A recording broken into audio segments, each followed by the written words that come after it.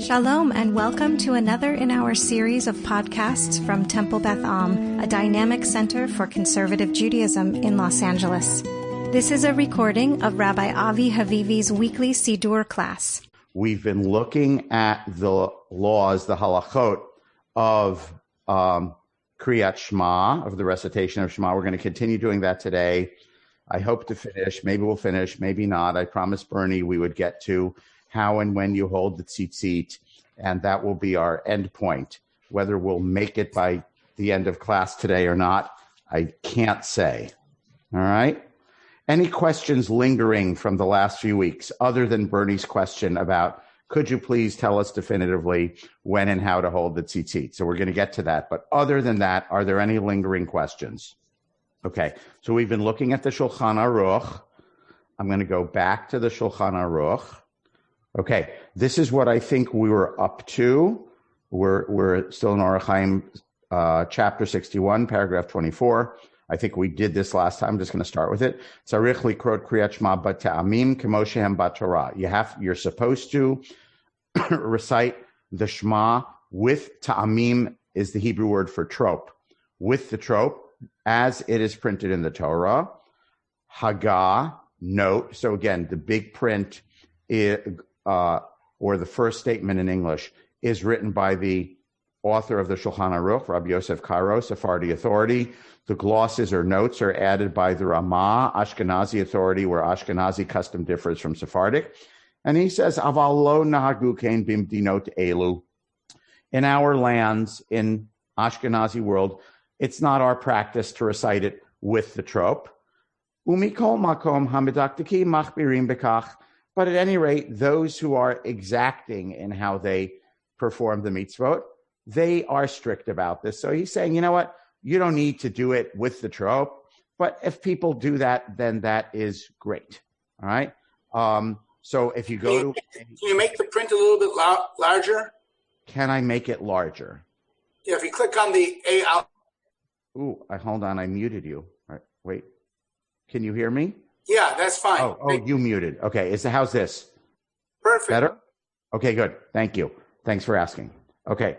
So as I said this last time, if you go to a Mizrahi or Sephardi shul, Sephardi in terms of Sephardic temple in Los Angeles, I don't know. But when I say Sephardi, I mean really Mizrahi, North African, Middle Eastern shul.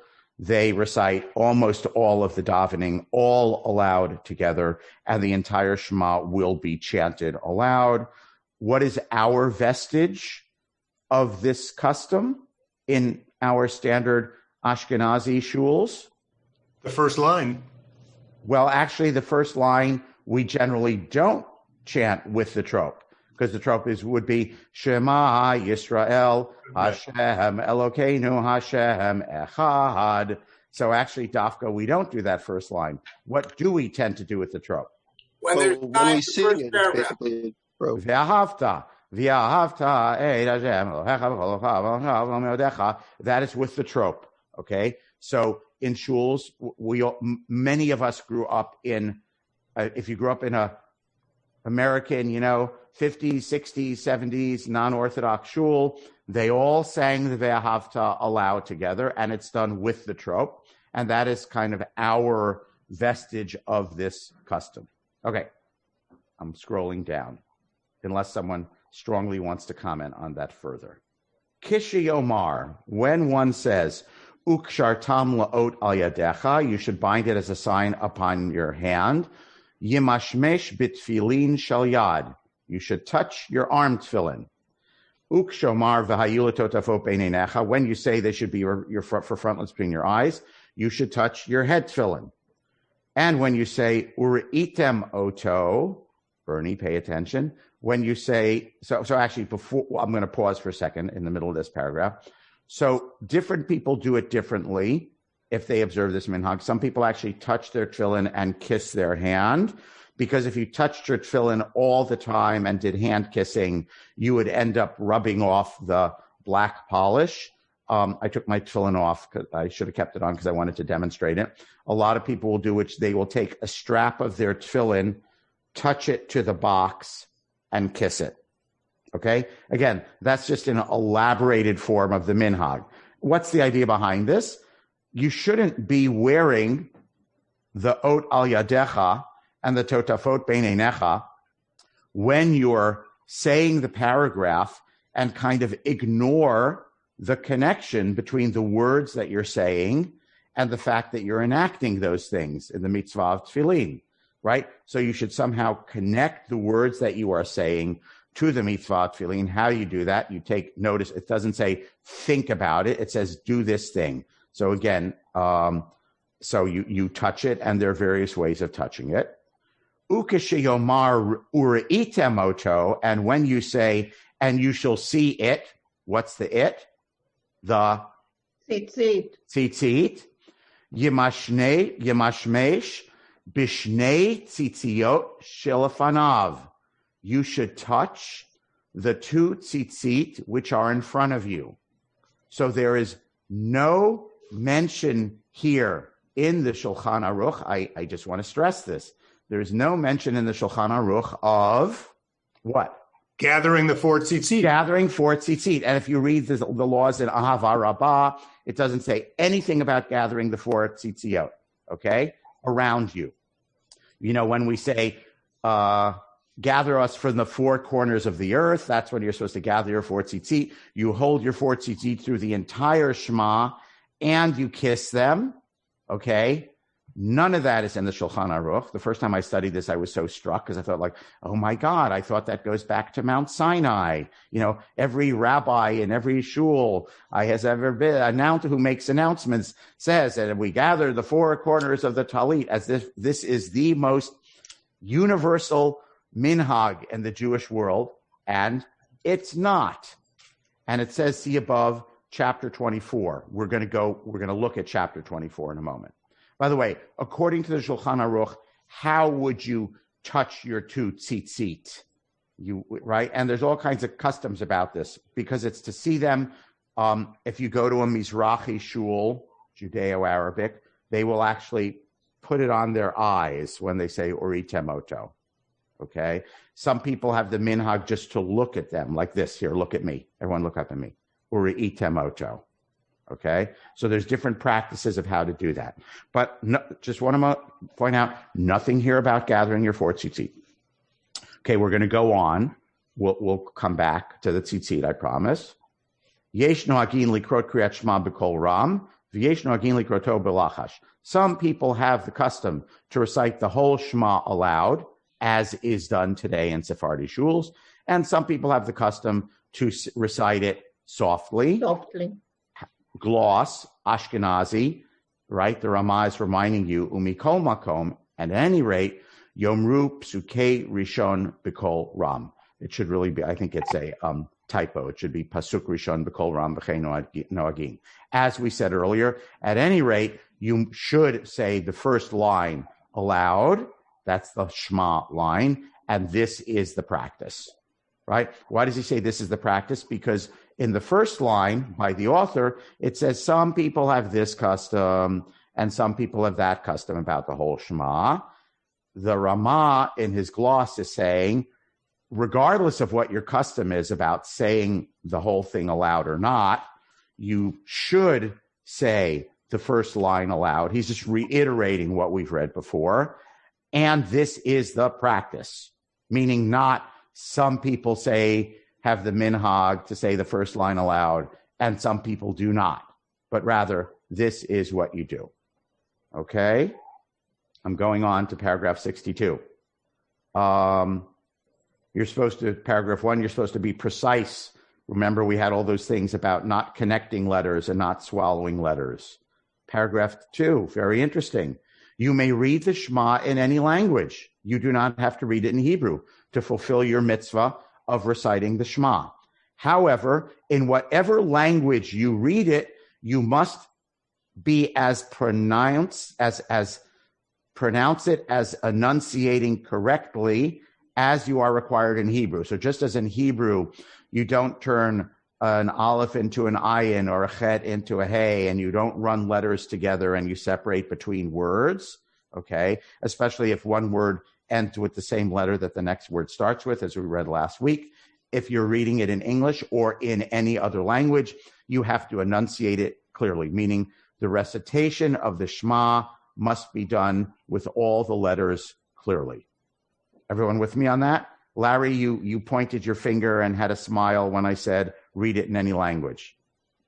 I just thought it was interesting about necessarily being makpid in whatever language. And I assume the reason is so that you are clearly understood. Yes. And right. I also think that has important value for us, that our daveners, if they choose to read, they should be very clear in what they're reading. So they should be very clear what they're reading. And this is saying what are the two prayers that you were required to say? Shema and the Amidah, the most statutory prayers. Even the recitation of the Shema, which goes back to Mishnah times, which is such an important mitzvah. You fulfill your mitzvah totally if you say, I don't know Hebrew, I don't read Hebrew, or let's just say part of it you read in Hebrew, part of it you're not familiar with the second paragraph in Hebrew because we never do it aloud in non-Orthodox shuls, and so I do that one in English. You have fulfilled your obligation as long as you enunciate everything clearly. Paragraph 3. This is important. Yes? What about reading it versus saying it without? We're going to say it. Terry knows what the author is going to say in the next paragraph. Paragraph 3. Tzarich lahashmiya leozno ma shemotzi mipiv. Your ear has to hear the words that you are saying, which means you do not think the Shema. I'm sure we've all learned somewhere along the line, and I don't know. Took any English class in college or anything like that. Silent reading is a relatively late invention in human history. In ancient times, no one used to read silently as far as we know, right? I'm going to read a book, and they sat and read silently. Things were recited. They were read aloud. And this says you have to hear the words of your own Shema. That does not mean that the person next to you needs to hear the words of your own Shema. Okay, but you must hear the words of your own Shema, meaning it's real. Kriyat Shema, by the way, Kriyah, in modern Israeli means reading. In ancient Hebrew, it means recitation. Okay, it's really the recitation of the Shema. It sounds like this. Did my mic pick that up or not? Okay, it means you whisper it. V'im lo hishmiya leozno. If your ear did not hear your words, if you did not recite them, audibly. Can you scroll down a little bit, Avi? Okay. I'm in paragraph 3, though, which is right at the top. Oh, you did. Sorry. Thank you. That's okay. Paragraph 3, right? But if you didn't do it this way, yatsa, you have fulfilled your obligation. Ubilvad sheyotzi bisvatav, as long as your lips are moving, which means you're not silently reading the Shema. You are supposed to be audibly to yourself reciting the whole Shema. Okay? If you didn't, you fulfilled your obligation. Fulfilled your obligation means you don't have to go back and say it again. Remember, we said if you didn't say your first line with kavanah, you have not fulfilled your obligation, which means you have to go back and say it again. So now he's saying, here's the correct way to do it. If you did it wrong, you don't have to go back and recite it again, as long as your lips were moving.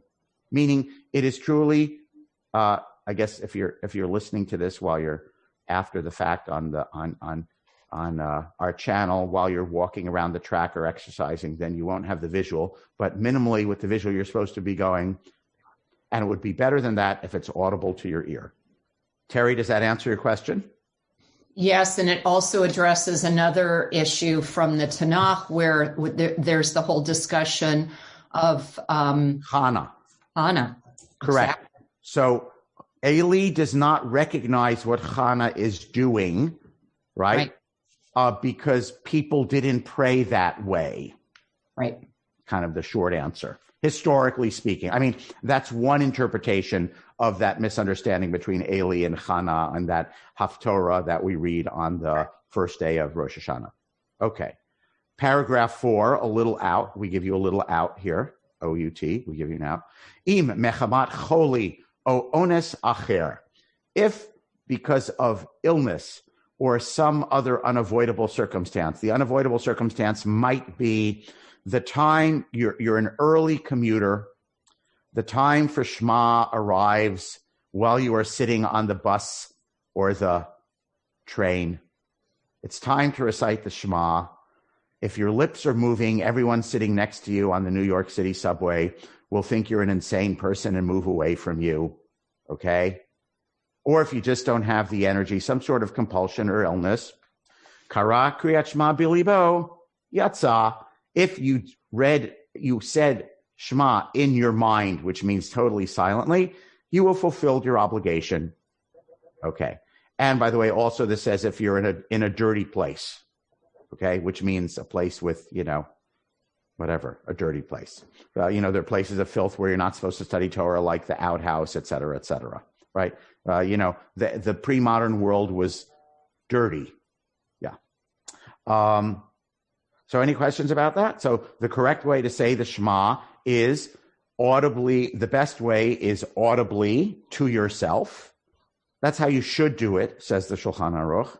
If you didn't do it audibly, but at least your lips were moving, okay, meaning this is about enunciating the words. It is a recitation. It's not a thinking of prayer. It is a saying of words of the Torah. And third, if you just can't for some reason, if you're not in an appropriate place, you're in a dirty place, you don't have the energy, you're sick, it's okay if you just thought it in your mind, okay? But notice you just read it silently in your mind without lips moving. That is only a concession to unusual circumstance. That is not the norm. Your jaw is wired shut. Thank you. If your jaw is wired shut, you are perfectly permissible to just say it in your mind. Good example. And this is a reiteration. Tzarich Shatz, the Shliach Tzibur, the Chazan, Lashmiya Kolo B'Shema Yisrael. Chazan must recite the first line aloud, Kadesh Yishma'u HaKahal, so that the whole Kahal hears it, V'yamlichu Shem Shamayim B'yachad, because they are declaring the kingdom of heaven together, meaning this is an important communal enactment. This is the basis of why we sing the Shema together the way we do. Okay? We are supposed to, as a congregation, in unison, be declaring God's kingship.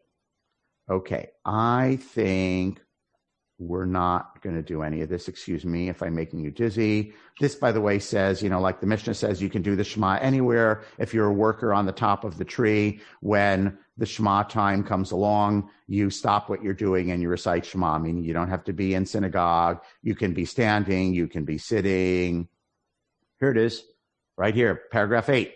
Craftsmen, which means workers, homeowners who are doing work on the top of a tree, top of the walls of the building, recite the recitation of Shema in their place, that you don't even need to come down, right? The time for Shema arrives, which is the earliest is between when you can recognize your friend at 6 feet away, or when you can recognize the difference between green and blue, or you can recognize the difference between blue and white. There are various criteria given, but it's basically dawn. Once dawn has broken, right? If you start your day before dawn, you don't recite Shema. When dawn breaks, you recite Shema. You pause wherever you are, okay? That means you pull over your car to the side of the road and you say Shema. Look at this. Hakataf, a porter, is someone who carries things for a living. Even though he is walking and carrying things, Korei Kriyat Shema, recites the Shema. Okay. But you shouldn't start it, you shouldn't load it in the middle of your Shema, because that's a distraction.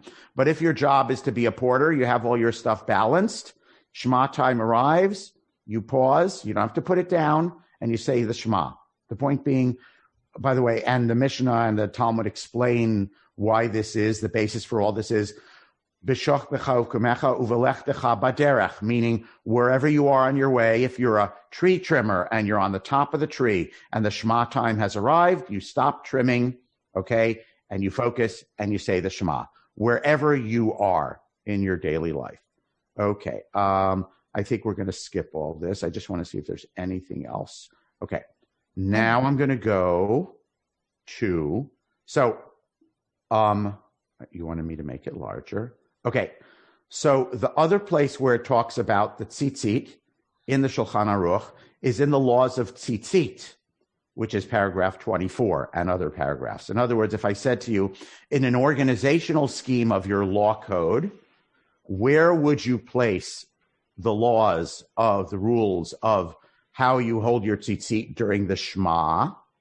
The answer would probably be logically, well, I could put it in the laws of the recitation of Shema, or I could put it in the laws of what you do with tzitzit. So the laws of tzitzit are how you tie the tzitzit and what kind of garments require a tzitzit and when you wear the tzitzit.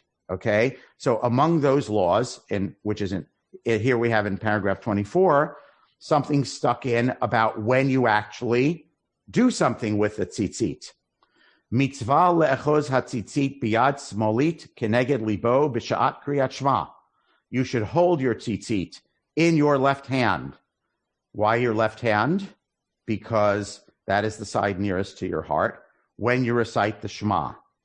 Remez, this is symbolic of vayu hadvarim ha'ele al levavecha. So you don't actually put it, on your chest, but you hold it on your heart side. Okay. How many tzitzit? Hold on, Larry. How many? Does it say? Doesn't say. So we don't have anything about 2 or 4 here yet. Paragraph 4. Many people have the custom to look at the tzitzit when you get up to uri'item oto. You shall see them. We saw that also in paragraph 61 or 62 we looked at. Vilitenotam al ha'enayim, and to place it on your eyes. Uminhag yafehu. This is a nice minhag. V'chibuve mitzvah. And it shows that you love the mitzvah. It's a lovely phrasing. Does that mean it is required? No, it is not required. There's some people who want to enact this mitzvah. They want so lovingly to enact this mitzvah that they look at the tzitzit, they put it on their eyes. It's a beautiful custom. Okay. Gloss, which means Ashkenazi comment. Gam nohagim ktsat, which means ktsat means a few people have the custom to linashek hatzitzit, bisha'ashero ebam, to actually kiss the tzitzit when you look at them. V'hakol hu chibuv mitzvah. This is all, I'm going to put in quotes now, in air quotes, only. This is all only for showing love of the mitzvah, meaning it's not a requirement. Some people have this custom. Okay? Now look at this. When you look at the tzitzit, when are you supposed to look at the tzitzit? When you say, and you shall look at them, in paragraph 3, uri'item oto. When you look at the tzitzit, mistakel b'shnei tzitziot shelafanav. You look at the 2 tzitzis in front of you. And then there's a whole thing about why and the numerology, which we're not going to get into. But again, what are we struck by? What is missing? Gather the 4 corners, all 4 tzitzit. Okay. Now, I'm going to give you one more source, which is the Aruch HaShulchan. Okay, pause for a moment. This is only in Hebrew. In Safari, it's not in English. I'm just going to read a couple of lines and then translate. Okay. And then we'll try to pull it all together. No pun intended, or pun intended.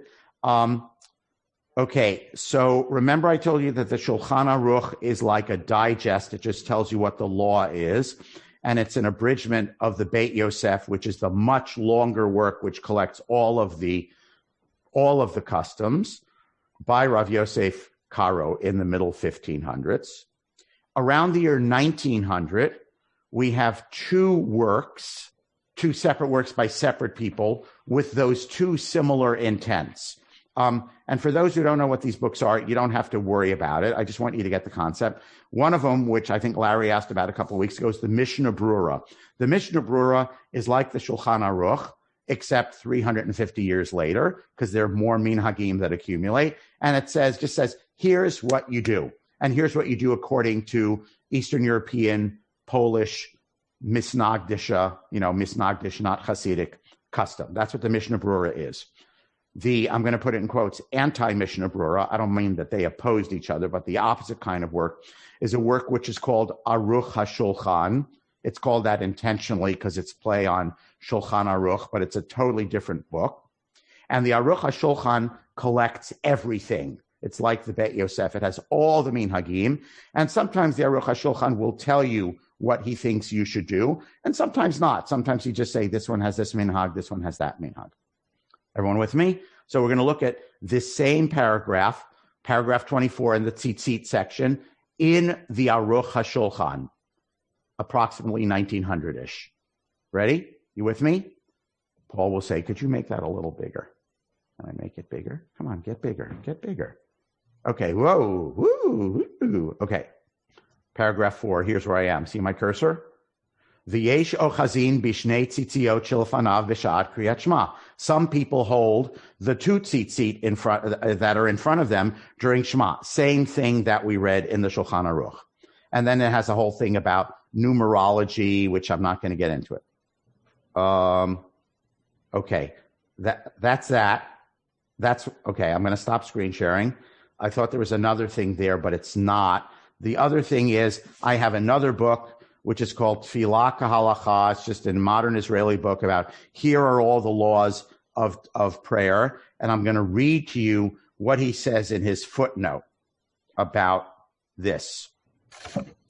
He says, Yesh shekatav. Oh, first of all, there are other passages which we haven't looked at in the Shulchan Aruch, which I'm now going to talk briefly about how you hold the tzitzit to bring it all home for burning.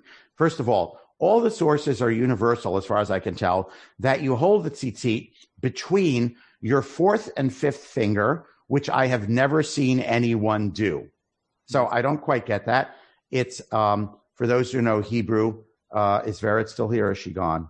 Vered's gone. It's bein kmitza lezeret, which means between the fourth and the fifth Hebrew. I know a lot of people, a bunch of people, fourth and fifth finger. I know a lot of people here know Hebrew, but no one knows Hebrew as well as Vera does. So you're supposed to hold it between your fourth and fifth finger. I don't know anyone who does that. Everyone holds it around their second finger or in their hand like this. And however many tzitzit you have, you're supposed to hold them in your left hand during the Shema, except when you get to the third paragraph, Vayomer, you're supposed to transfer them to your right hand. And that's because Judaism has many prejudices. One of them is dextrism, which means it's prejudice towards righties, right? And all mitzvot that you do with your hand are supposed to be done with your right hand, unless you're a lefty. There are exceptions to that in terms of which arm you wear tefillin on. I won't get into that. And so you're supposed to hold it in your right hand during the third paragraph. Or there are customs that say that you take it from your left hand to your right hand and you hold it like this. Okay? This is the most common, probably. I haven't gotten to 2 verses 4 yet, Bernie. Okay. So, sorry. So, when you say the Shema, it is the custom to take the tzitzit in the left hand between your fourth and fifth finger on the left hand wide near your heart. And when you get up to the third paragraph, you're supposed to transfer it to your right hand. Okay. Then he has a footnote, which says, I'm just going to tell you what it says. It says that 2 great rabbis, the Gaon of Vilna, so the leader of Misnagdish Ashkenazi Judaism in the late 1700s, and Rabbi Chaim of Volozhin, great Eastern European rabbi of the middle to late 1800s, 2 great Misnagdisha Yeshivish rabbis, would only hold the front 2 tzitziot during the Shema. That's the comment. That's all it says. Sorry, they would only hold, and they said you should only hold the front 2 tzitziot. So what does that mean? It means that by the late 1700s, Gaon of Vilna is around the time of the American Revolution, give or take, right? Founding fathers. By that time, some people had the custom to hold how many tzitzit? 4. All 4. And the Gaon of Vilna said, but don't do that. Okay? It's only the ones that are in front of you. By the way, you might ask, why would someone object to that? Why would someone object to gathering the 4 tzitziot? There could be 2 reasons. One is maybe he didn't like people just making up new customs spontaneously, or maybe because if we just stick with the idea of tzitzit, the talit, what's part of the 4 corners is you're surrounded by God's mitzvot, right? So the reason to gather them is we gather, it symbolizes 613, gather us from the 4 corners of the earth. So there could be symbolic reasons why we want to enact it the way we do. But there might also be symbolic reasons why to not enact it the way we do. Maybe you should be surrounded at all times by God's mitzvot, right? So that's another way of thinking of the 4 corners. By the way, as far as I know, the Vilna Gaon or Chaim of Volozhin, I don't know this for a fact, right? But I'm unaware of a written source that says that was their reasoning. I'm just trying to say, why do you think one would object to the practice of 4 corners? I can think of another reason. Go ahead, Michael. To me, it's terribly awkward to gather the 2 from the back. One is fishing and you're sitting on it. Right. That's another reason. Correct. Right. By the way, if you're wearing a talit katan, they don't necessarily reach all the way around. Right. So there's, all kinds of, we could imagine various reasons so that what we know is the Shulchan Aruch, mid-1500s, seems to have no knowledge of 4 corners gathered together. Seems to say you gather 2. By the late 1700s, the Vilna Gaon is saying the practice is you only gather 2.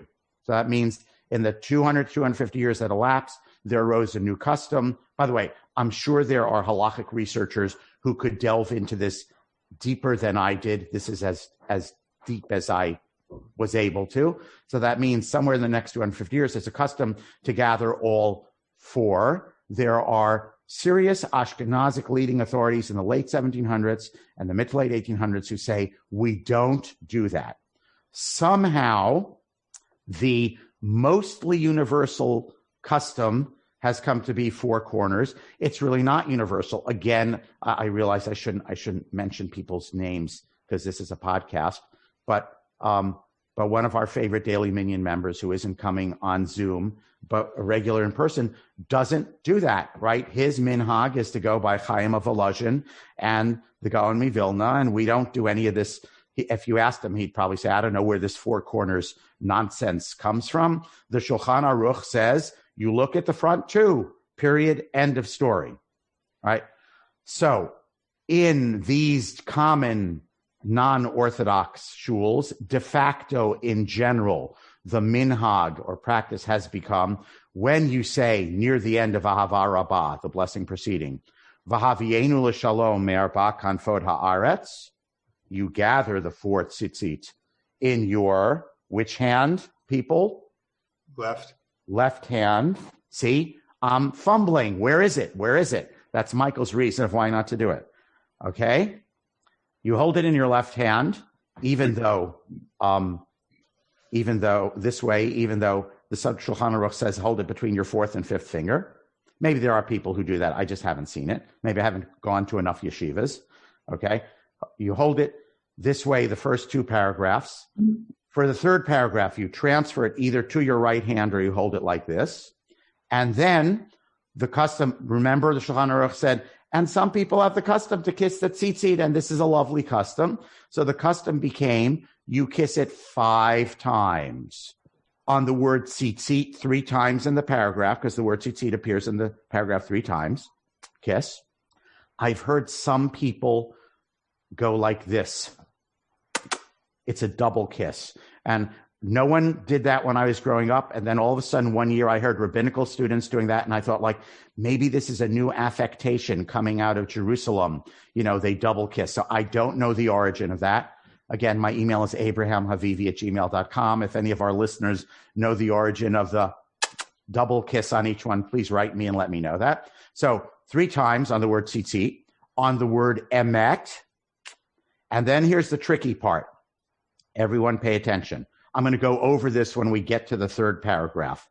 You know, the Chazan goes, Lador v'ador hu kayam u'shmo kayam v'yisau nachon u'machuto ve'emunato la'ad kayamet. And a lot of people kiss their tzitzit then and drop them. It's the wrong place. The line after that also has the word la'ad. If you don't know what I'm talking about, don't worry about it. We'll get to this when we get to the third paragraph in our next class. And you're actually supposed to kiss it on the second la'ad and then drop it. Why there developed a minhag for the Chazan to say, L'dor v'ador hu kayam u'shmo kayam v'yisau nachon u'machuto ve'noto la'ad kayamet, I do not know why. It's actually the wrong la'ad to kiss the tzitzit and put them down. The sources are very clear about when you're supposed to do it. Okay? So, and the sources don't say, kiss the tzitzit, right? Because the sources don't say, kiss the tzitzit these 5 times. The sources say, at la'ad, you put your tzitzit down, you release them. So the custom has become for the maximal tzitzit kissers, which are most of us, to kiss 5 times, 3 times on the word tzitzit in the middle of the paragraph, once on the word emet in the transition from the third paragraph to emet vemunah, and then once on the second la'ad, which many people incorrectly do on the first la'ad. And again, here's an interesting question about custom.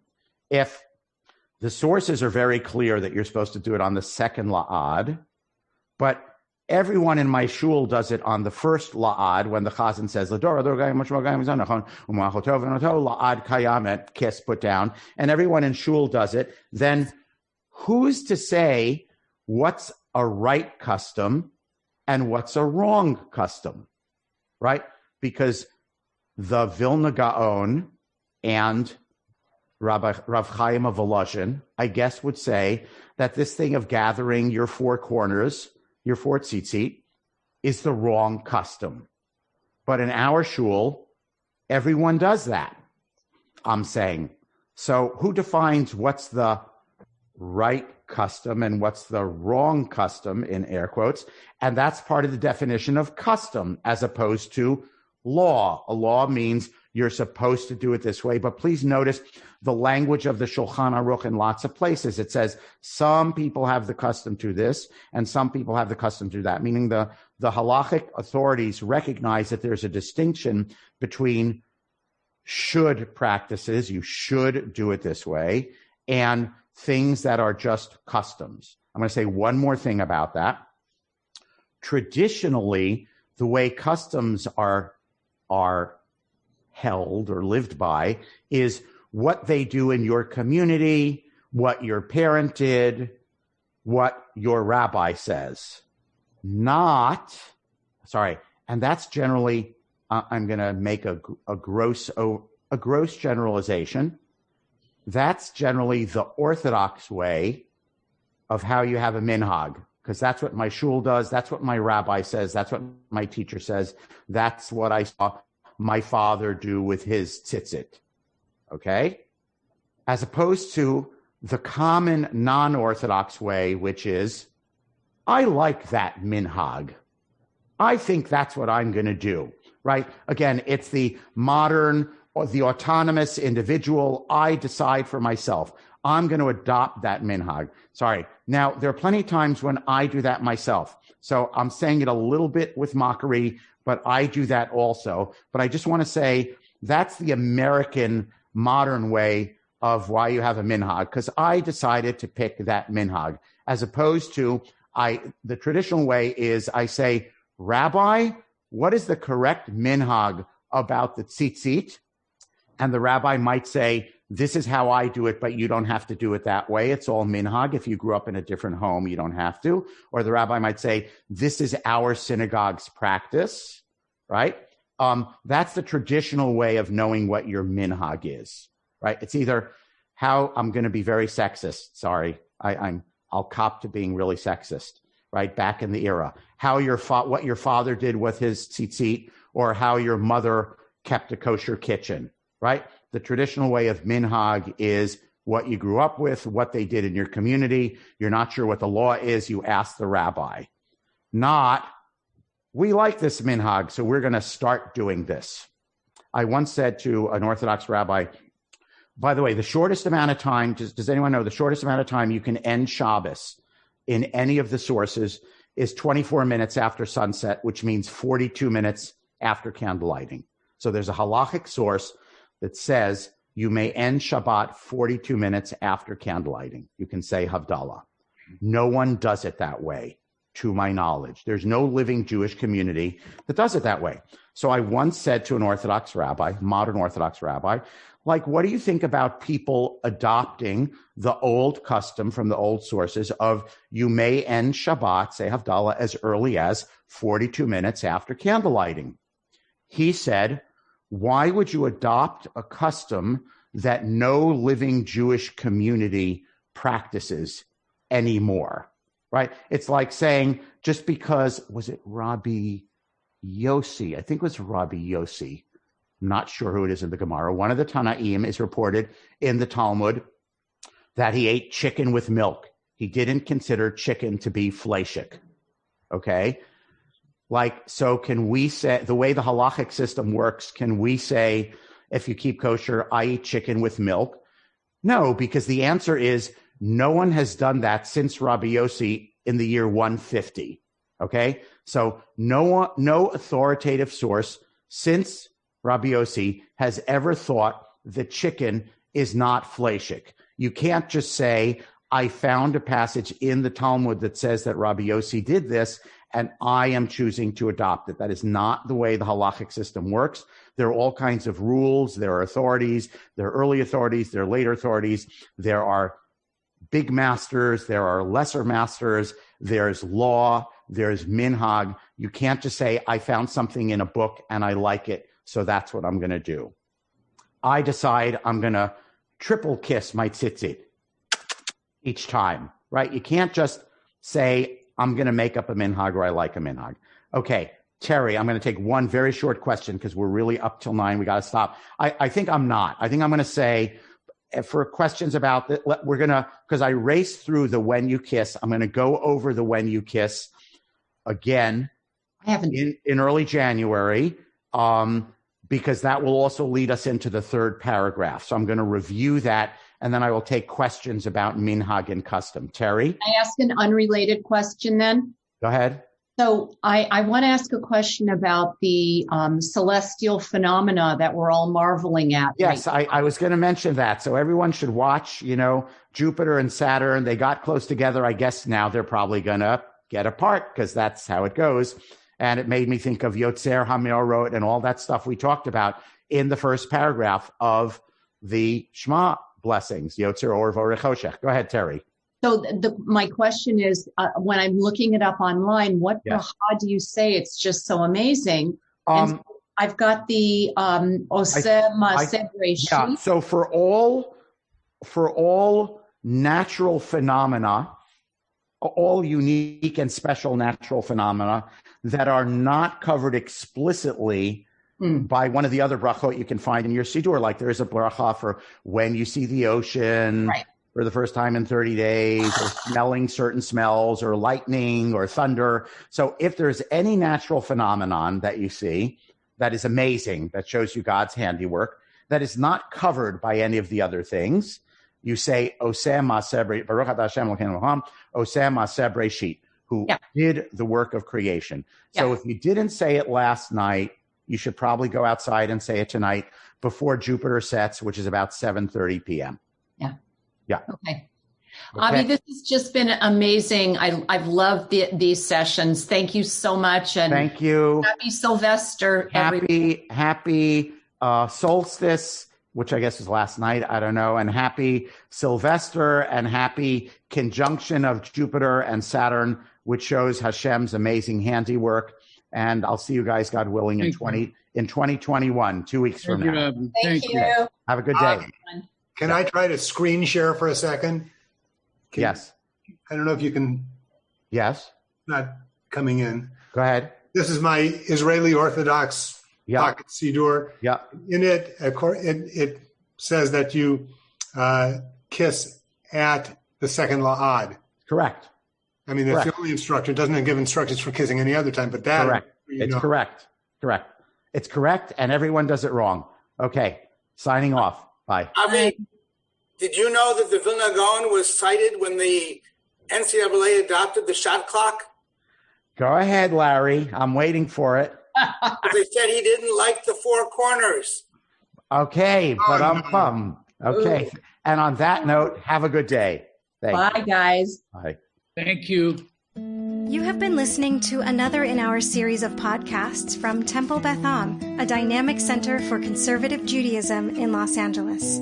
If you enjoy these podcasts, we invite you to write a review on the Apple Podcast site or wherever you get your podcasts. For more information about Temple Beth Am Los Angeles, go to tbala.org.